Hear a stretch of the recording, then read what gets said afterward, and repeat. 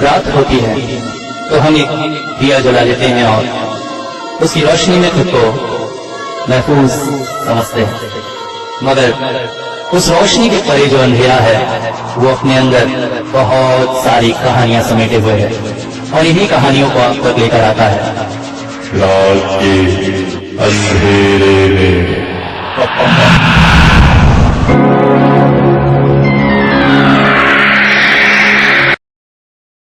Hello दोस्तों, आदाब, नमस्कार, सत श्री अकाल। आप सभी को सबसे पहले हैप्पी हेलोइन। जी हाँ दोस्तों, आज है 31 अक्टूबर की रात। ये हेलोइन की रात कहलाती है, सबसे डरावनी और सबसे खतरनाक। मगर हेलोइन का इतिहास क्या है? तो आज मैं बताऊंगा आपको हेलोइन का इतिहास और इसी हेलोइन से जुड़ी हुई कुछ डरावनी कहानियां। दोस्तों, हेलोइन वास्तव में अगर देखा जाए तो सेंटेंस का न्यू ईयर से पहले का दिन माना जाता है। अमेरिका की कुछ प्रजाति 1 नवंबर को उनका नया साल मनाती है, मगर उससे पहले उनका मानना यह है कि 31 अक्टूबर को हमारे और उस दुनिया के बीच के दरवाजे खुल जाते हैं।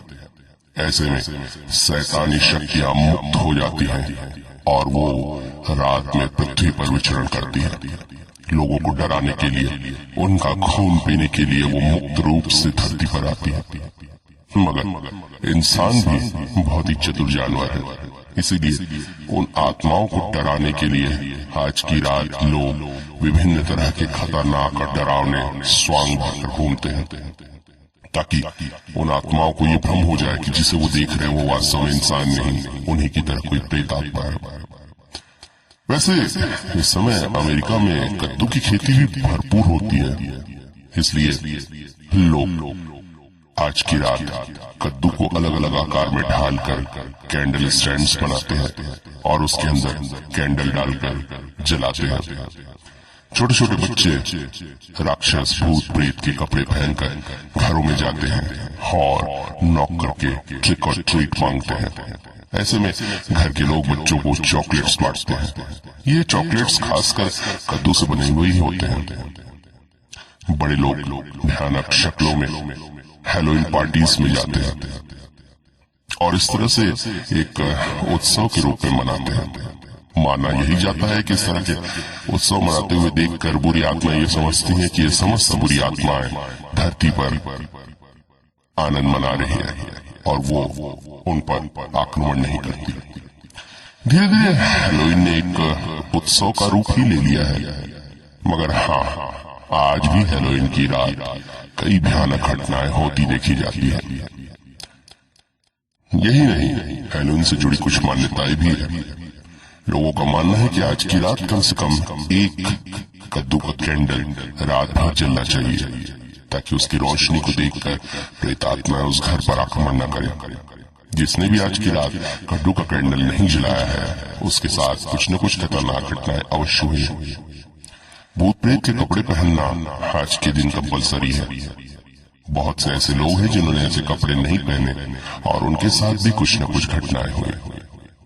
तो ये है हेलोइन का इतिहास। आज की रात बहुत सी खतरनाक कहानियों की रात है, तो आइए सुनते हैं उनमें से कुछ खास कहानियां। शाला, मैरी और जेन तीनों ही बस में चढ़ गई थी। तीनों आज बेहद खुश थी। उनकी कॉलोनी से अक्सर हेलोइन की रात पार्टी के लिए लेकर जाते थे। यहाँ पर सारी व्यवस्था की हुई रहती थी। शहर से बाहर एक कॉटेज था जंगल के पास, वहीं पर हेलोइन पार्टी होती थी। कॉलोनी के लगभग सभी बच्चे, बूढ़े, महिलाएं सभी उस पार्टी में शामिल होते थे। करीब 2-3 बस में बैठकर वो लोग कॉटेज तक जाते थे। कॉटेज में टेंट और हेलोइन की सभी डरावनी चीजों की व्यवस्था होती थी। रात भर नाचना, गाना, खाना पीना और सवेरे शहर लौट आते थे। इस बार जेन को बहुत मजा आ रहा था, क्योंकि इसी साल उसने 18वें साल में कदम रखा था। अभी तक वो कॉलोनी में ही बच्चों के साथ ट्रिक एंड ट्रीट मनाती थी, मगर पहली बार उसे बड़ों की हैलोवीन पार्टी में भाग लेने का मौका मिल रहा था। मैरी और शॉन उसे अपने साथ ही रखे हुए थे, क्योंकि जितनी भी बड़ी वो हो जाए, थी तो वो उनकी छोटी बहन ही। तीनों बस की लंबी वाली सीट पे एक साथ बैठे हुए थे। जेन किनारे बैठी हुई थी। तभी उसका ध्यान गया लगभग 2 सीट छोड़कर बैठे हुए एक आदमी की तरफ। वो एक टक उसकी तरफ देखे हुए था। उसकी आंखों में एक अजीब सी भूख थी। जेन ने पहले इस बात को इग्नोर किया, मगर काफी देर से जब वो इंसान उसकी तरफ घूरता रहा तो उसने धीरे से मैरी को कहा, दीदी उस आदमी को देखो ना कैसे घूर रहा है। मैरी ने मुड़कर उस आदमी की तरफ देखा। वो समझ गई थी कि ऐसे वहशी लोगों का कुछ भी नहीं किया जा सकता है। उसने जेन से कहा, इग्नोर करो उसे, ऐसे लोग मिल ही जाते हैं। वैसे होगी तो तुम इतनी खूबसूरत। अब वो लोग गाड़ी में चल रहे गानों की धुन पर नाचते गाते मस्ती करते हुए अपने डेस्टिनेशन पर पहुंच गए। बस से सभी लोग उतरने लगे थे, मगर जेन ने महसूस किया कि वो आदमी अब भी उसके पीछे है। वो पार्टी में लगभग परेशानी ही महसूस कर रही थी, क्योंकि वो जहां भी जाती थी उसकी लो घूरती निगाहें उसके पीछे पीछे होती थी। उसे अपनी इस पहली पार्टी में पूरा मजा लेने का मौका ही नहीं मिल पा रहा था। उसने 1-2 बार मैरी और शान से भी कहा था, मगर उन लोगों ने बार बार उसे इग्नोर करने की ही सलाह दी। अब वो परेशान हो गई थी, इसलिए भीड़ से दूर अलग जाना चाहती थी। उसने जंगल से थोड़े दूरी तक टहलाने की सोची। वो उधर ही जाने लगी। इधर मैरी और शॉन पार्टी मनाने में व्यस्त थे। उन्हें ध्यान ही नहीं रहा कि जेन कब उनसे अलग जंगल की तरफ निकल गई थी। चांदनी रात में हैलोवीन का समा काफी डरावना सा लग रहा था। जेन अकेली ही जंगल की तरफ टहल रही थी, मगर तभी उसे ध्यान आया कि वो काफी दूर निकल आई है। आसपास जंगली जानवरों की डरावनी आवाज वातावरण को काफी डरावना बना रही थी। वो वापस जाना चाहती थी, मगर जाए कहां? वो तो याद ही नहीं रहा उसे कि वो किस रास्ते से आई थी।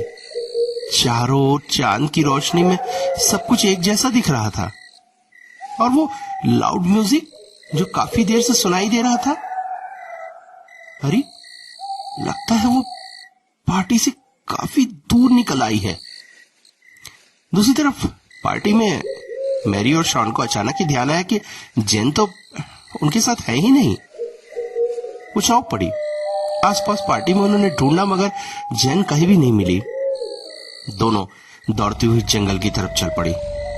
जेन को अक्सर परेशानी के मूड में अकेले रहने की आदत है, और यहां पर अकेला उसे जंगल में ही मिल सकता है। दोनों जेन जेन चिल्लाती हुई जंगल में आगे बढ़ती जा रही थी, मगर कहीं से भी कोई आवाज नहीं थी बनिस्बत जंगली जानवरों की अजीबोगरीब आवाज और झिंगुरों की आवाज के।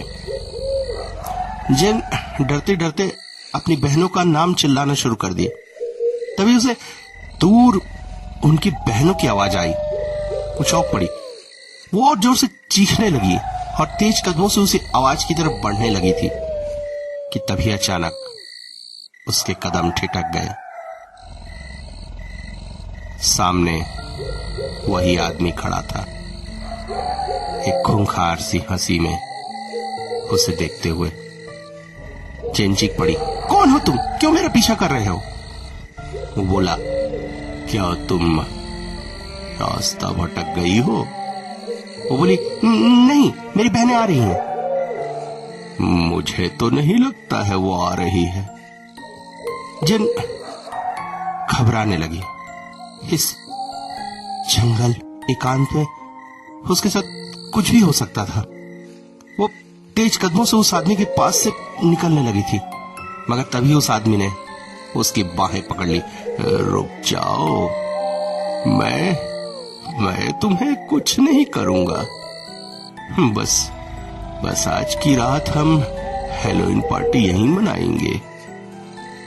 जेन एक जोरदार चीखने की कोशिश कर ही रही थी कि अचानक उस आदमी ने अपने हाथों से उसका मुंह दबा दिया। कोई फायदा नहीं है चीख कर, इस जंगल में तुम्हारी आवाज दब कर रह जाएगी।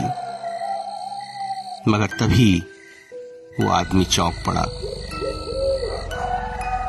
दो साए उसके पीछे आकर खड़े थे।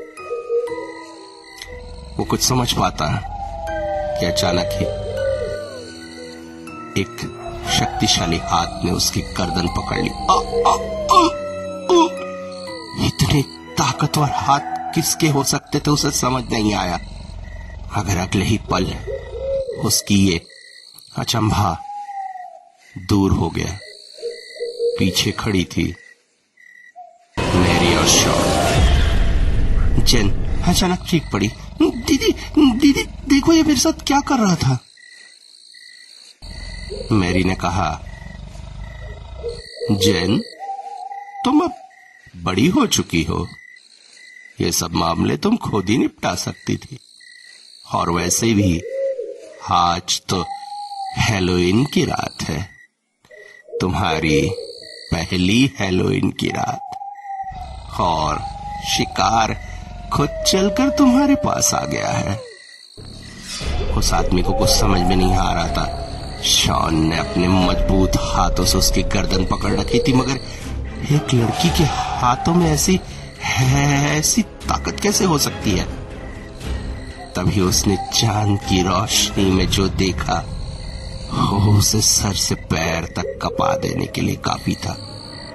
अभी तक उसने ध्यान नहीं दिया था कि जिन लड़कियों से अभी तक वो बात कर रहा है वो अब वैसी खूबसूरत लड़कियां नहीं। उनकी आंखों में अंगारे जल रहे हैं और चेहरे के पास से निकल आए हैं दो बड़े बड़े सफेद दाग बाहर, जो लोलुपता से उसकी तरफ देख रहे हैं, मगर उस पर आक्रमण करने के बजाय अपनी बहन को कह रहे हैं कि वो अपनी पार्टी मनाए। मगर ये पार्टी है क्या?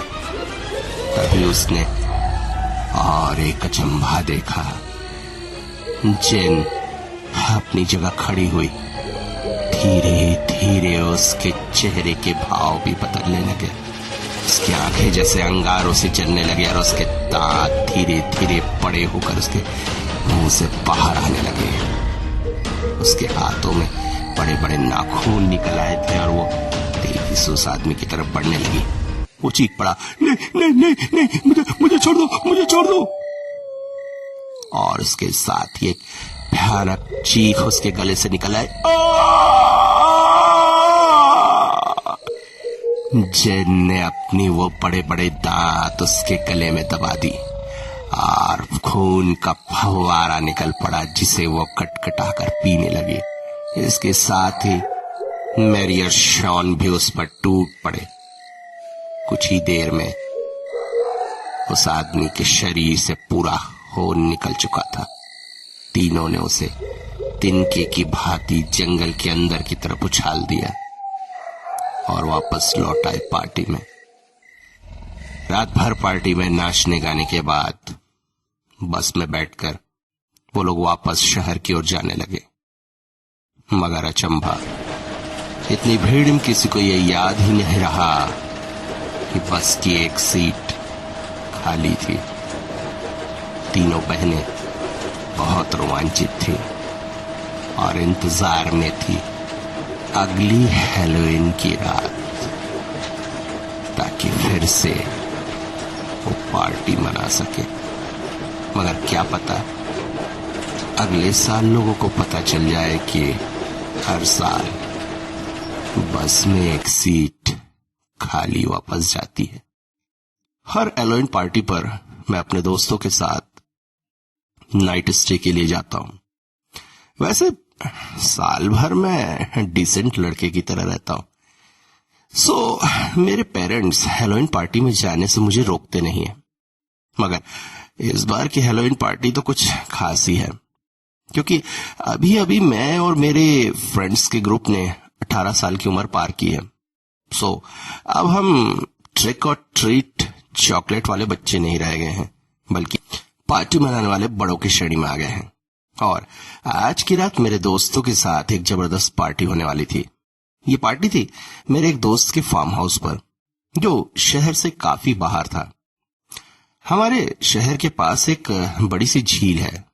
बस उसी झील के जंगली इलाके में ये फार्म हाउस था, जिसके चारों ओर खेत थे और बीचों बीच ये घर। दूर जंगल, बहुत ही डरावना वातावरण था। मेरे पापा ने मुझे अपनी गाड़ी दे दी थी। गाड़ी में हम 6 दोस्त बैठकर मस्ती करते हुए उस घर की तरफ जा रहे थे। शहर से बाहर निकलकर जैसे जैसे हम घर की ओर बढ़ने लगे, आसपास का वातावरण बड़ा ही भयानक सा होने लगा था। मुझे तो अभी से डर लग रहा था। घर में पहुंचकर हम सब मौज मस्ती, खाना पीना और ऑब्वियसली बियर पीना वगैरह करने लगे। पीते पीते अचानक मेरा ध्यान गया पास ही की दीवार पर लगी एक बड़ी सी पेंटिंग में, जिसमें एक वृद्ध परिवार, एक जवान युवक युवती और एक कम उम्र की लड़की थी। लड़की को देखकर ऐसा लग रहा था कि उसे फोटो खिंचाने में कोई भी इंटरेस्ट नहीं है, बस जबरदस्ती बैठ गई है। मुझे फोटो की तरफ देखते हुए मेरे दोस्त ने मुझसे कहा, ये मेरे दादा दादी और मम्मी पापा की फोटो है। जब उनकी शादी हुई थी और वो पहली बार आए थे तब ये फोटो खिंचवाई थी। और ये लेडी कौन है? ये मेरी बुआ है। इनके साथ बहुत बुरा हुआ था। क्या? हाँ, ये अपने कॉलेज के दोस्त के साथ भाग गई थी।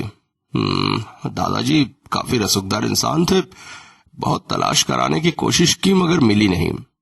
मगर दादाजी अपने मरते समय काफी अपसेट थे। उनका कहना था कि इस घर में उन्हें बुआ की आवाजें आती है और वो बुआ इसी घर में है। मैं सुनकर थोड़ा सा चौंक गया। रात करीब 12 बजे तक सारी बियर्स खत्म हो गई थी। मैं और नहीं पीना चाहता था, क्योंकि सवेरे मुझे ड्राइविंग करनी थी। अगर हैंगओवर हो जाता तो सबकी हालत खराब हो जाती। मगर मेरे दोस्तों को तो अभी भी पीने का और पार्टी मनाने का शौक था। मेरे दोस्त ने कहा कि नीचे बेसमेंट में उसके पिताजी का बार है, तो चलकर वहां से शराब की बोतलें ले आते। मगर जैसी हालत मेरे दोस्तों की थी, ऐसे में सीढ़ी उतरना खतरनाक हो सकता था। मैं काफी होश में था, इसलिए मैंने उनसे कहा कि मैं जाकर ले आता हूं। बेसमेंट का दरवाजा घर के पीछे की तरफ से था, सो मैं उस ओर चल पड़ा। आसपास बिल्कुल वीराना था। हमारे घर में बज रही तेज म्यूजिक की आवाजें सुनाई दे रही थी। इससे कोई परेशानी नहीं थी, क्योंकि आसपास तो परेशान होने के लिए किसी का घर था नहीं।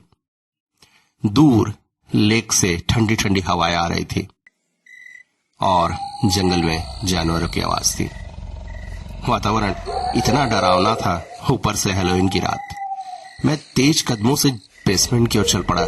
जल्दी से बोतल लेकर मैं घर के अंदर घुस जाना चाहता था। मेरे पास एक पुरानी सी चाबी थी जिससे मुझे बेसमेंट खोलना था, मगर जैसे ही मैंने चाबी लगाने की कोशिश की, मैंने देखा बेसमेंट का ताला टूटा हुआ था।